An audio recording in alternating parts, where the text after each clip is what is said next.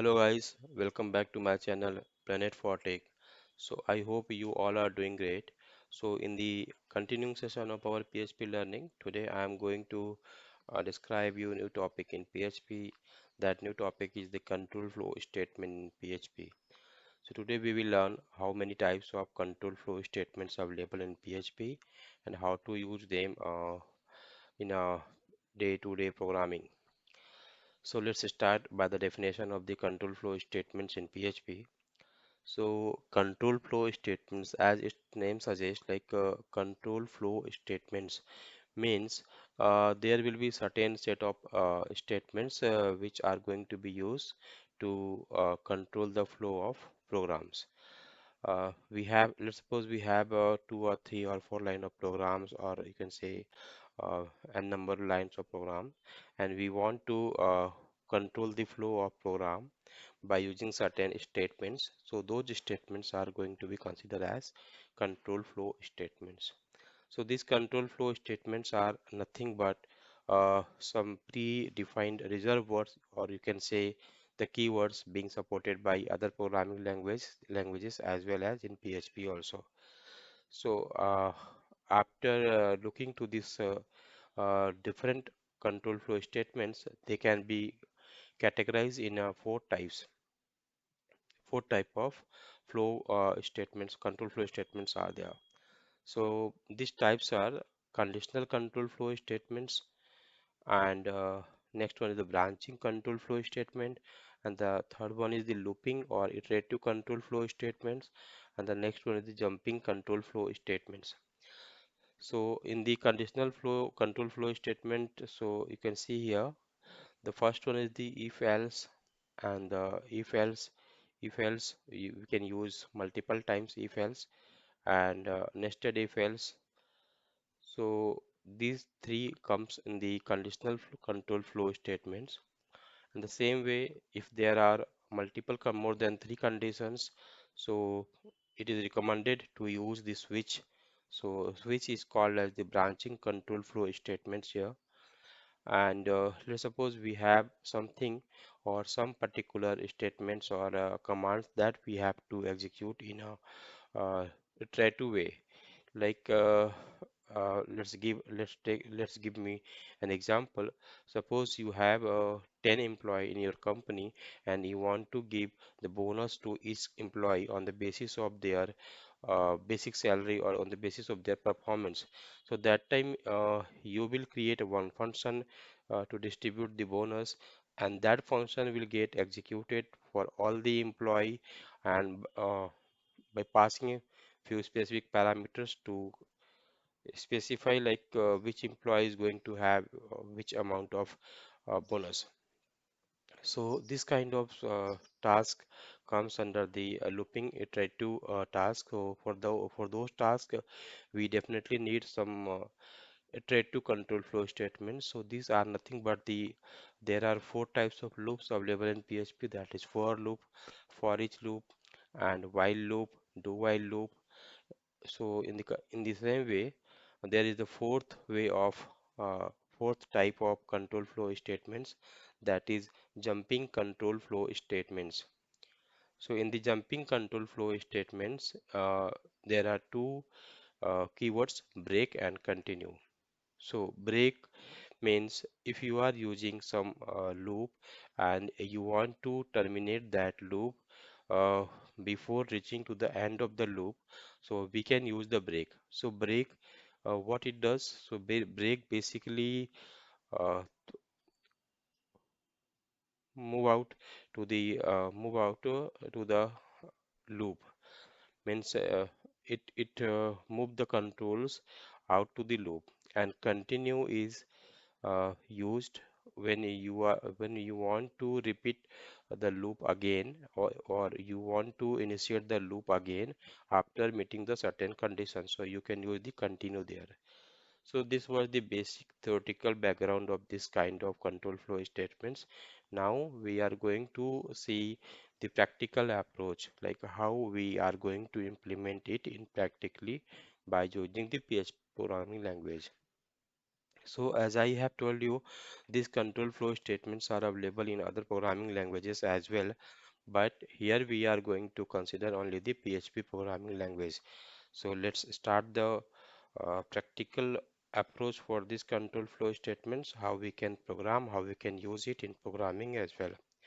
So let me start my Visual Studio.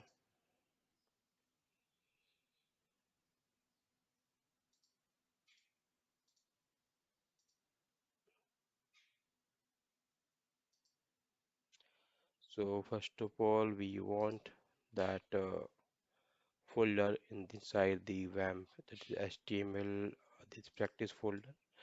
Let me start in the Visual Studio here, and let's start the localhost practice.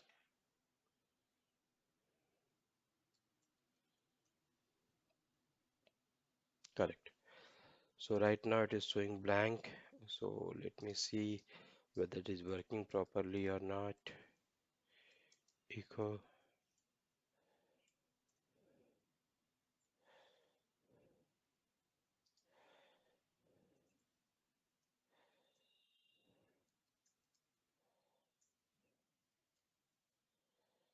So we are learning the control flow statements in PHP. So let me make it bit clear for you all and see is it working or not. Yes, it is working. So I hope you all can see my screen so today we are going to deal with the control flow statement in PHP, and it is the sixth session of our continuing learning of PHP. So let's start. So the first one is the conditional statement. So I am going to show you how we can use the conditional control flow statements, if else, and nested if else. So the first one is the if else, showing you here. So the if else, let's suppose we have two values, or you can say uh, two persons. So or you can say two student to employee. So let's suppose emp1 equals uh,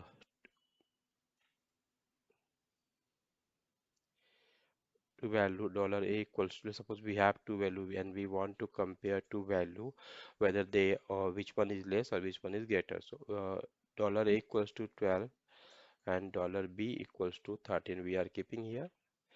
Now we want to know this a or b, which one is greater. So to know which one is greater, we need to compare these two values, dollar a and dollar b here. So for this, we will have one comparison operator that is greater than or less than, and for that we will use one particular keyword if block here. So here we can see if dollar a is greater than dollar b, so definitely we can see a is greater than b, and if this condition is not satisfies, it means b is greater than a. Let me print here echo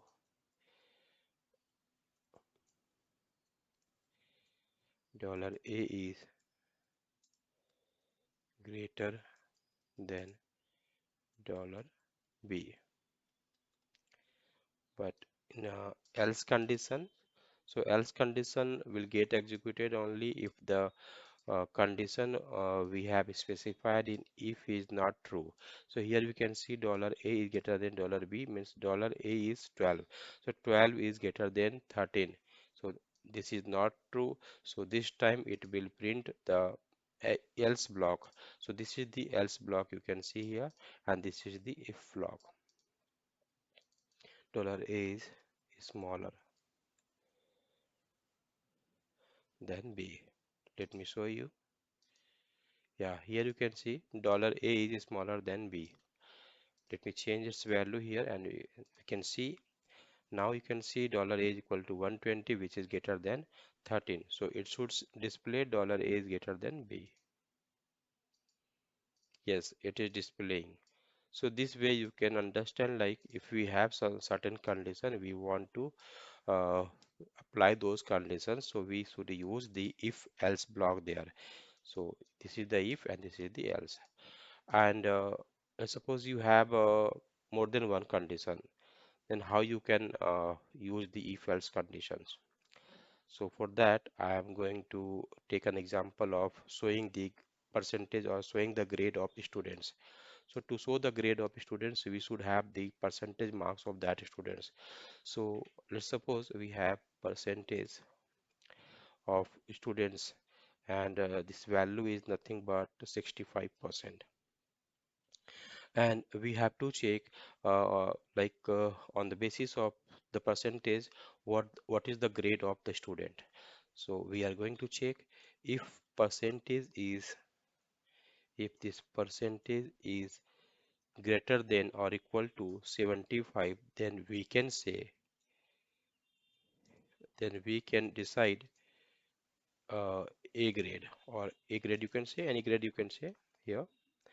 And if percentage is else, if so, here we are going to use the else if, because we have more than one condition. So else if means if the percentage is, here you can see, if the percentage is less than or equals to, so less than greater than or equals to 60, you can keep it greater than or equal to 60, but it is less than. And here we are using the logical AND operator. In my yesterday's class, I have already described what operators we can use in PHP. So this is the logical AND operator, and this is used only when we have more than one condition in the if block. You can see here. So we are checking percentage is greater than or equal to 60, but less than, percentage is less than 75. So if the percentage is greater than 60 or equal to and less than 75, then we can say the B grade. We can print B grade. The same way, if the percentage is uh, greater than 33 but less than 60, so we can say C grade. Else we can declare student is failed. So here you can say failed. So you can see here we have more than one conditions. So if you have more than one condition, so you can use if else in this way: if, else if, and else statement. Let me show you this program here. You can see here it is showing the B grade. Means we have the grade value is equal to 65. That is why it is not reaching the first condition, because 65 is not greater than 75.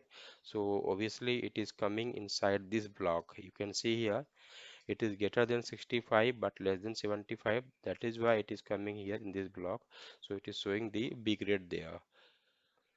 So this is the ideal example of using if else if statements. Now let me change the value here. If I am going to change it 85, so it will become it should show the A grade here. Let me show you. Now you can show. Now you can see here showing the A grade. Means this way we can use the if else if statement here. So you have to keep remember, if you have more than one condition, then only you can use if else if statement. And now the next conditional statement is the nested if else. So nested if else, when we use the nested if else. So nested if else is required when you have to check uh, a few conditions uh, satisfied, then after you are going to check other conditions.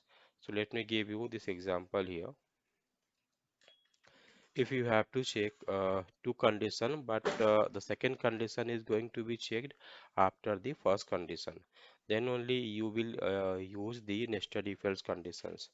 So nested if else condition means, say here, let's suppose we have to check like the any person, uh, we have to check the age of any person before eligibility or before deciding the college or school for his or her admission.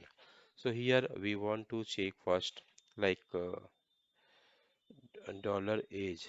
So if age equals to 18, here we are checking the age is equal to 18. So we have this condition, or we can say we have one student. We can create students array for better example. So we are creating one student array. So you guys don't worry about what this array is, and because in the coming session I am going to describe you about what is the array, but here you have to focus only the example what I am going to show you, just to demonstrate how to use the nested if else statement here. So you can have better example also, but the way you have to learn is sufficient by this example. So you can see here. So let's suppose you have one student. So students, we have student data like age. So firstly, we will check the what is the age of students. So that is 17. You can take it, and we will check gender. So gender, you can see here male or am. This is the first student we have. In the same way, we can have another student also. So here what we are going to do, firstly we will check like what is the program is, firstly we have to check like the student is eligible, or you can say the person, we have to check the person is eligible to take admission in any school or not. Then after we have to decide whether this person is going to join the boys school or the girls schools. So we have two conditions. So firstly we have to check what, so see here, firstly we have to check we have two condition. So condition one, see one, condition one is what, we have to check the age of person. So the age of the person is greater than or equals to 5 or not, because if the person's age is the greater than or equal to 5, then only he or she can take admission in the college. Sorry, in the school, not in the college, sorry. In the school, he or she can take the admission. Then second condition is C2. So here we will check uh, uh, the gender of the person. So on the basis of the gender, we can decide whether he or she can take admission in boys school or in the girls school. The second condition is gender. So these two conditions we have to check, but the second condition we have to check after the first condition satisfied. Otherwise, we can say like person is not eligible for taking admission in the school because his or her age is less than 5. So once the age criteria is satisfied, then after we will check the second condition. So this is the place where the role of nested if else comes. So let me show you.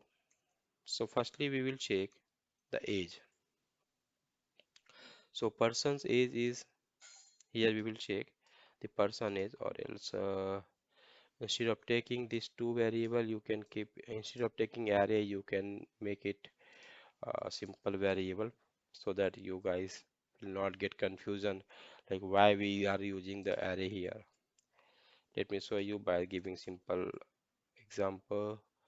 So we have two variables, one is array, one is the age, and another is the gender. So firstly we have to check what is the age, then after we have to check what is the gender. So here we are checking first the age is greater than or equals to 5 or not. If the age is greater than or equal to 5, then only we can say this is eligible for taking admission, otherwise no. So we have to print echo, instead not print, don't need to print, we can check it here. Here we can print not eligible for taking admission in school. So this way we can mention here. If the age is less than 5, so student will not be able to take admission in the school. Next, if the age is greater than 5 means the first condition is satisfied. Now we have to decide in which school, either boys school or girls school, he or she should have to take the admission. So here we are going to check another condition. So the next condition is going to be applied inside the first condition. So guys, you can see here. So here we are nesting the condition. The first condition is checking the age criteria, and the second condition is checking the gender criteria. So let's suppose gender is M. So we will mention here eligible for boys school, and the if this is not the M, so we will check eligible for girls school. So this way, guys, you can see here we can arrange the program. So here the first condition is checking the age criteria, and inside this first condition you can see we have used another if else. So the second condition is checking the gender criteria. So whenever the requirement is like you have to check certain condition after satisfying the uh, prerequisite conditions, after satisfying some conditions, then only the nested if else comes into role. I hope this is very much clear to all. Like, what is the nested if else? Using if else inside other if else is called as nested if else. Let me show you the output of this program here. So you can see here it is showing the eligible for boys school. So eligible for boys school, it means the data is satisfying both the condition. The age is greater than 5, obviously 17 is greater than 5. The first condition is satisfied, and the gender is M, means male, so it is satisfying the second condition as well, so it is coming here. Let's suppose change the data here. I'm going to make it G. So what will be the output here? You can see here, guys. Now eligible for girls school, correct? Because the age is 17, so it is eligible for first condition, but the gender is G, means girl, so it is coming in the second condition. So this way we have to use the conditional statement in PHP. The if else, and if else means you can use multiple times. And next one is nested if else. So this way the conditional control flow statements are. Now come to the next control flow statement, that is the branching control flow statements. So you can see here branching control flow statements is recommended to use when you feel there are more than three conditions. So this is the recommendation, but not the mandatory.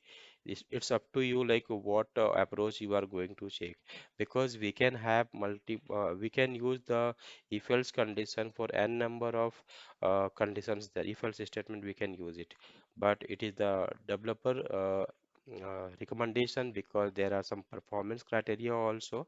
So if you have more than three conditions, so you should use branching control flow statement, that is switch statements.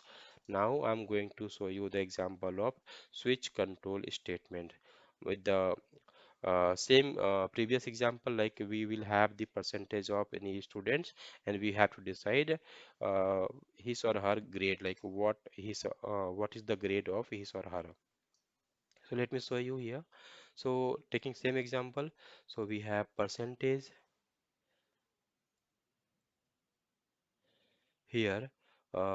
This time I'm taking 55%, right? Now I have to decide the percentage, the grade of the students. So I'm going to use switch block here. You guys, you can see here that the syntax of switch block is bit different as compared to if else. So here you can see the switch keyword we have to use. Switch keyword we have to use, and inside this parenthesis you have to pass this value whatever we have to compare it. So I'm passing it here, and this is the switch block. When switch block starts from this curly braces to this curly braces. So inside the switch blocks we will have the different cases. So the first case is we have to check the first case, what the first case is. So here we are going to check the first case.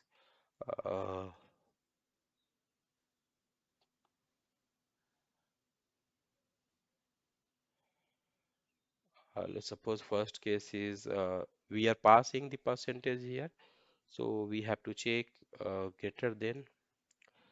But no, this example will not fit for this switch case statement. Let me give you another example. This is not going to work here. Let's suppose you have pin code. You have pin code or zip code, like suppose pin code 221003. So you have a pin code and you have to decide to which city this pin code belongs. So you can use this kind of branching statement here. So the first case is here we are going to check the given pin code is equals to this one or not. This is the pin code. So here we are going to check the given pin code is equal to this one. If this is equal to the given the first case, so we can make it this pin code belongs to Varanasi and break. So this way we can use the switch case. And the same way we have to copy the second case, third case, and so on. If it is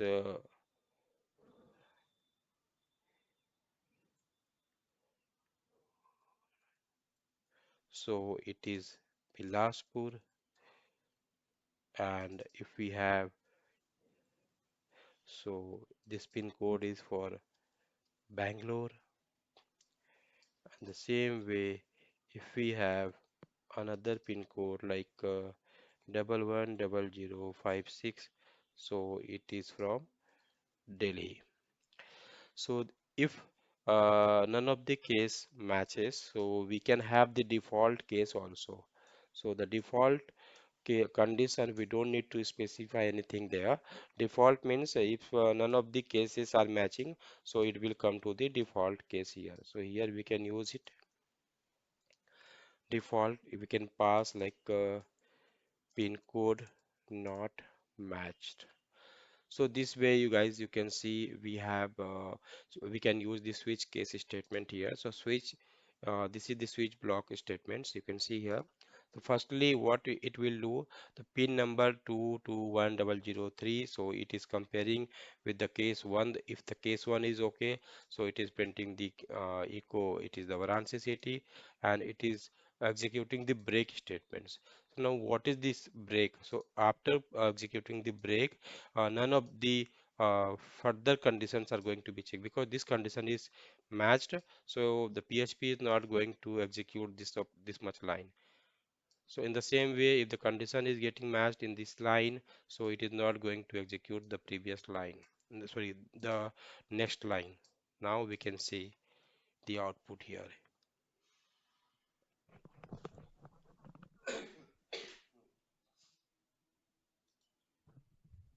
So guys, you can see here the pin code is showing the city name Varanasi because this is the pin code. Let me pass another pin code here, this one. So ideally this time it should show the city name as Delhi, you can see. So this is showing the Delhi. This is correct. And let me give any random pin code 123 like this 6 digit.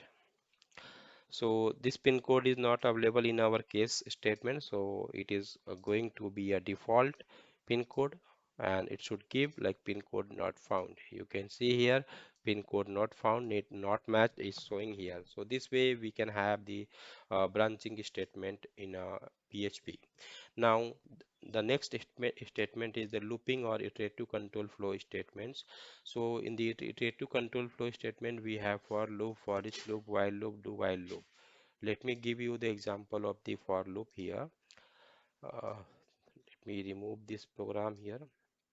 So in for loop, let's suppose we have to print number from 1 to 10. So how we can do it? So for this we can use the for loop. So guys, you can see here this is the syntax of the for loop, and in the for loop there are three statements we have to use inside the parenthesis. So the first place, so this is the first place, and this is the second place, and this is the third place. So in the first place, we have to use the initialize operator. Guys, you can see here in the for loop, we have to pass three things in the parenthesis. The first one is the initialization place. You can say initialization statement, initialize. Here we initialize the value. And the second one is the compare. Here we compare the condition, compare, or you can say condition block. Then we increment or decrement. So this is the third block here. Then after the PHP statement start working. So if I'm using $I equals to 1 and I want to print, let me say, or echo uh, table of 2. We want to print table of 2 here. So the obviously the table of 2 is what? It should print first time 2, then 4, then 6, then 8, 10, and 12, and 14, and 16, and 18, and 20. So guys, you can see here we have to print this in a iterative way. So we can use the for loop. So the initial value of I should be 2. Let me print here 2. And then after we have to check the last value is 20. So it should be less than or equal to 20. $I greater less than or equals to 20. The same way we have to increment it by 2. Means every time we have to increment it twice. So we can have I $I, we have already aware about the increment and decrement operator I plus 1, sorry, I plus 2. So we are incrementing the existing value by 2, and here we are going to print echo uh, $I. Let's see the output. Oh, it is infinite loop. Let me see.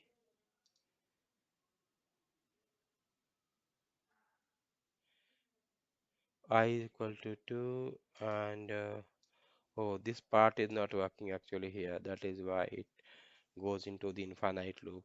Let me show you the other way.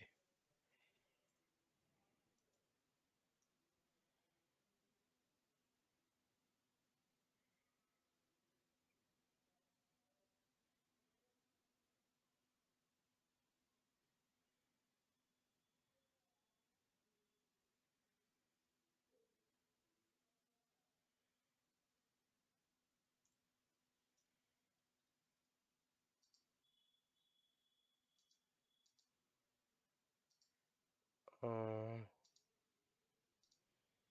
it should work. Let me show you. No, it's not working. I think we are missing something here. I is equals to 2 and I less than or equal to 20. Printing I.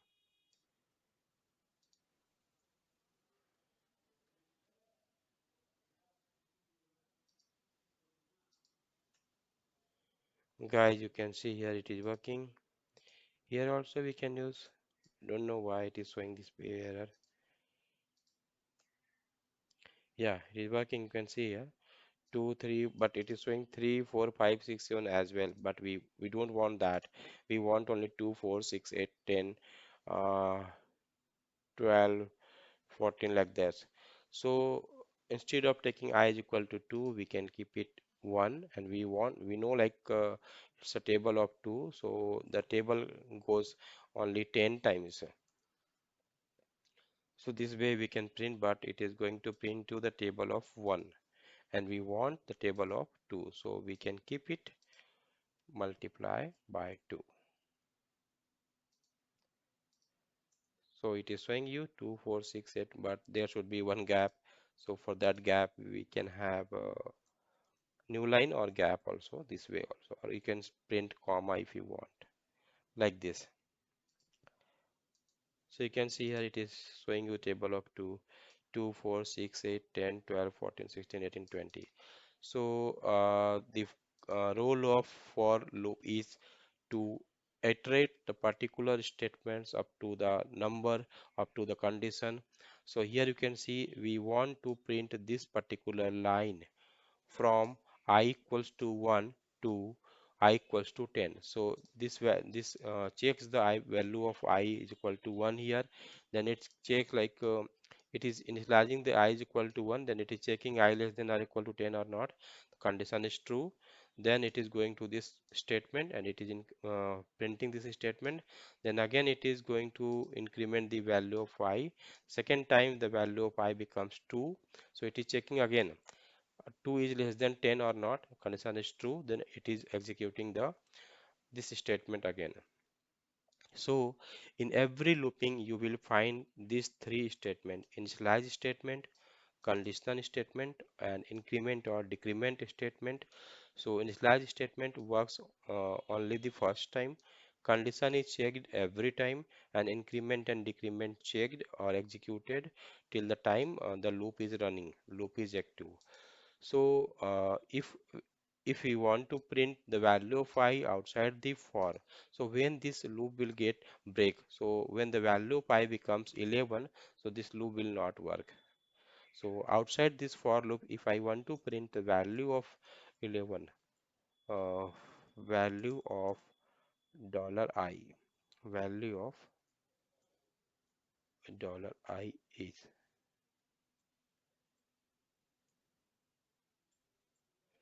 this way. So we can see here.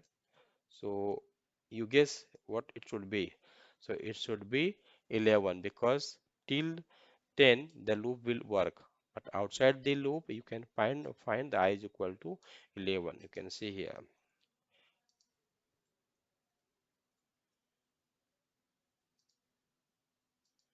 Here value of I equals to 11 because 10 times this loops was working. But once I becomes 11, this loop stops working and it goes outside the loop here. So this way the looping works here every time. So the same example we can use with the other statements also as well. Let me give you the same example with while. So in case of while, the placement of initialize, condition, and increment, decrement statements changes.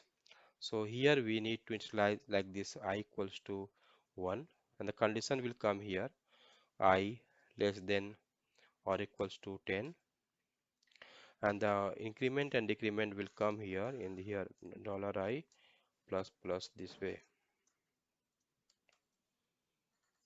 Inside this while block we can print this line.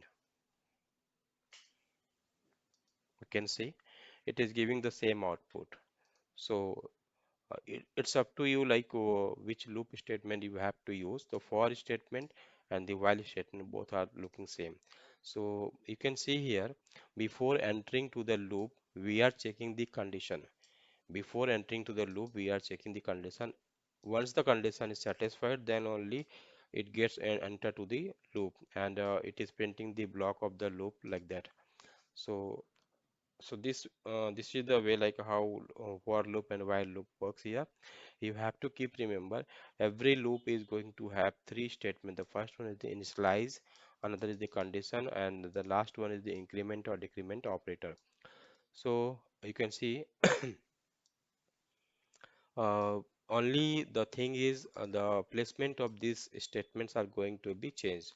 Like in the case of for loop, we use these three conditions inside the loop for only. But in case of while, we initialize the value outside the loop, and we compare here and we increment here. In the same way, I'm going to show you another example of looping statement, that is the for each statement. We can use it here. So for each statement is bit different because it is not going to have this much statement like initialize, condition, and increment, decrement. For each statement is means you don't have the initialize value and you don't have the particular condition, and you don't know like how many times you have to increment or decrement, but you have somehow you have to process the data in a iterative way. So that time you need to the for each because here you don't need like what will be the condition limit you have to apply here. Let's suppose you have few employees or you have many employees in your company, and you want to give bonus to every employee. So that time that time you have to process the data of every employee, and you don't know like how many employees are there. So how you can process it? If you are knowing like there are 10 employees, then you can use the for loop and while loop, because in the condition you can put 10 there. But the case is here, you don't know like how many employees are there in your company, so how you can uh, process their data in one by one. So for that issue, or for that challenges, the role of for each comes here. You can see here. Let me create one student array, sorry, employee data. So going to have the employee. Let's suppose the first employee is Ram, second is Sham, and third is Mohan. In this way, you can have n number of employee in your company. Now we have to process every employee here. So we will use this like way for each employee as let me make it employees or list of employee, EMP list. So for each will look like this EMP list is not empty. It means this EMP list is having some values there. So in the first time it is going to check the first value of the array here. It means EMP. So when this loop will start working, so first time it will pick the first value of the list, that is Ram, and we are printing it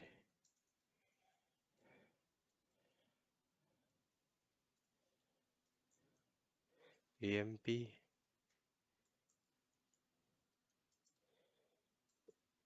bonus is issued. And let me print BR for new line. Guys, you can see the output here. It is going to show you like how this for each works here. Now you can see here it is printing the Ram's bonus is issued, and Sam's bonus issued, and Mohan's bonus is issued. It means you don't need to bother about how many number of employees you have in your company, and simply you can use the for each loop, and it will take care about like how many times this loop should run. But in case of for and while, you need to bother like how many times this loop will run. That time you need to pass the ending condition also. But in case of for each, you don't need to pass any ending condition. It takes care itself like when this for loop will terminate. So here you can see we have three employee in the list. That is why it is running three times. Let's suppose if we are increasing or new employee are joining in our company, Geeta, and one more employee, Rohan. So this time again the number of employee is increased. So the for each loop will take care and will execute the condition up to five times, because in the list we have the five employee. We can see here. Let's see the output. Here you can see it is showing the output like this way. So I hope you all are clear like when we have to use for loop, and when we have to use while loop, and when we have to use the for each loop. So for each loop is used when you don't know like what is the end condition of the loop. Now in this continuing session of looping, we can see here the next loop is the do while loop. So the do while loop is bit different than other loops because in all the loops we have certain conditions, and that condition is verified first, then only the looping statement is getting executed. But in case of do while loop, it is bit different. Let me show you how it looks like. So the syntax of do while loop is like this. You can see here. So this way we can write do while. I'm going to print the table of 2 here again, and going to show you how it works. Let me take it.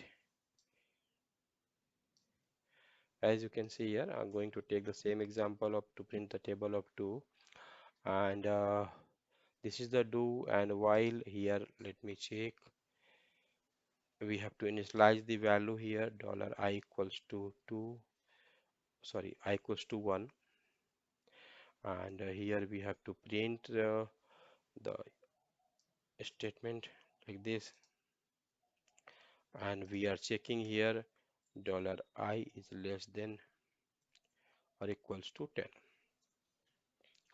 So you can see here, so this is the initialize statement, this is the block of loop, and this is the test condition. So let me show you how it works. Oh, again it breaks, means there is something we are missing. Oh, we missed the increment here, dollar I plus plus.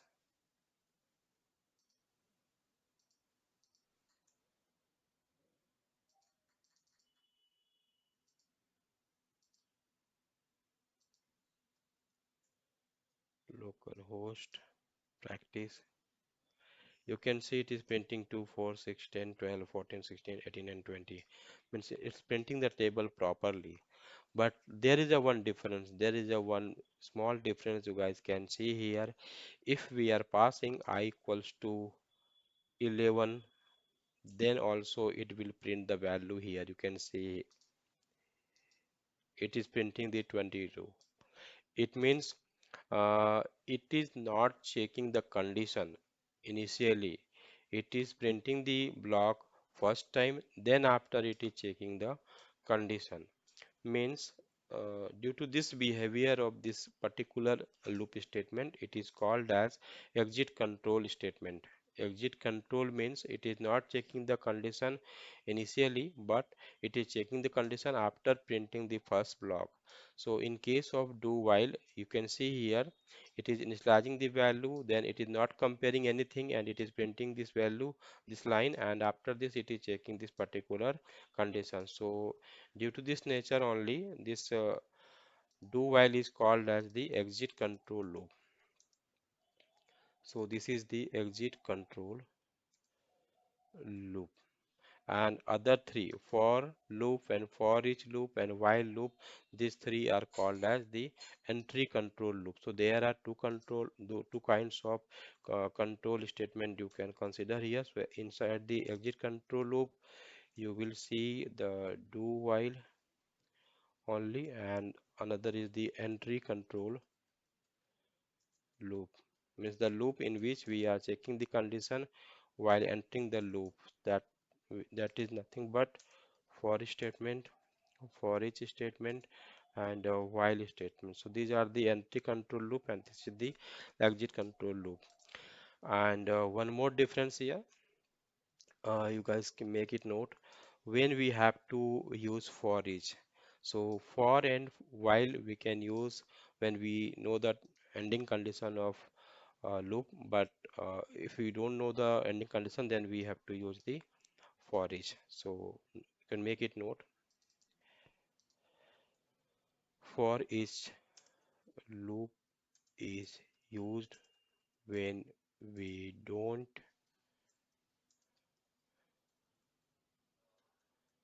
know the uh, terminating condition of loop. So in case of the example printing bonus of employee, we can consider it. So now in the next control flow statement is jumping control flow statement. So these jumping control flow statements are only to break and continue. Let's suppose I'm going to give you an example here for break and continue. Let's suppose I have some amount in my bank. Amount in bank is you can say I have 100 rupees in bank, and I want to distribute it to few of the persons, but every person should will take amount of 10 rupees. If I am going to distribute it 10 rupees to every person. So see here how it works here. So I am going to use the for loop, you can say for loop, and I don't know like how many person I can give this amount, so I'm using this I equals to 1, and I don't know the condition, or else let's suppose I am taking it random value I less than or equals to, so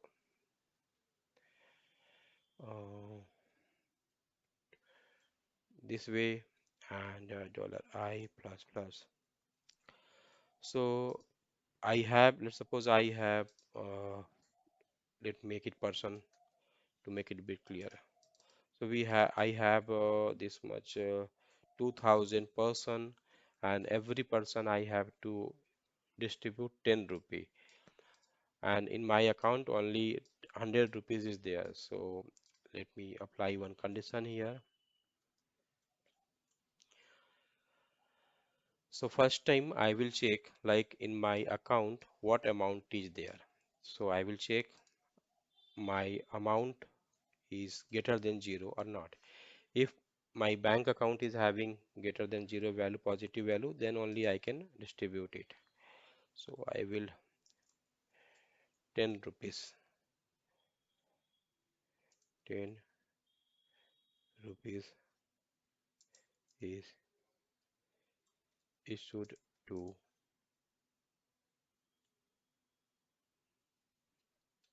person.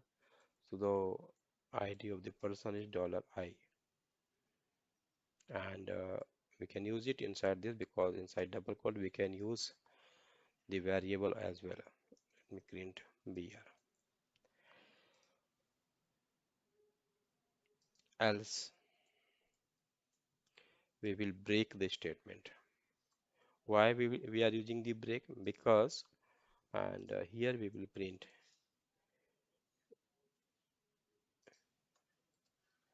echo no amount left in bank. Guys, you can see here, I'm going to show you this output here. Sorry, it is showing undefined variable. It should be person. Here you can see it is printing n number of times. 2000 times it is printing here because there are some issue I can see. So amount we are checking greater than 0. Definitely it is 100. 100 is greater than 0. But after issuing this 10 rupees to this person, that amount should get decremented by 10. So amount will equals to amount minus 10, because we are issuing this amount to person 1.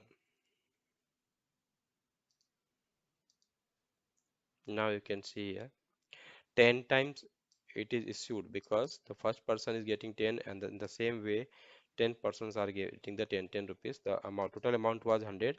Now it is finished. So next time it is showing the no amount left in the bank. So the break statement, what this is doing, if we are not going to use the break statement, let's see what it is showing here. So what it is showing, let me give you one, let me give the break line break here.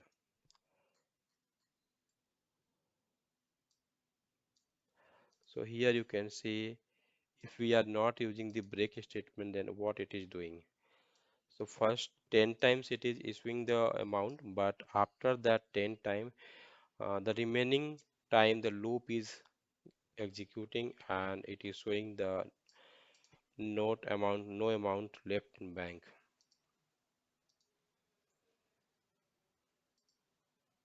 Can you see?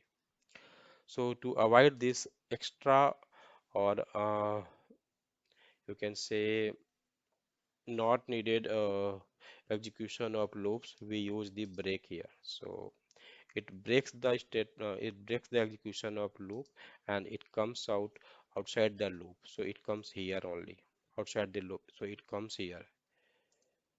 Break comes here. So after breaking the statement, the control will come here. In the same way, we can use the continue statement. So continue statements means it is break throws the control outside the loop, and if I'm using the continue here, continue, so it is not going to the line of number 6, but it will come to the line number 6 here. It is not going to the line number 17, but it will come to the line number 7. So continue comes to the beginning of the loop. So this is the only difference. So continue uh, brings the loop to the beginning, and break brings the loop to the ending. So this is the difference between the break and continue. So this way you can see we have this much control flow statements. So in the jumping control flow statements, we have only break and continue. So for this session, this much only, guys, and remaining next topic we will cover in the uh, next video. So thank you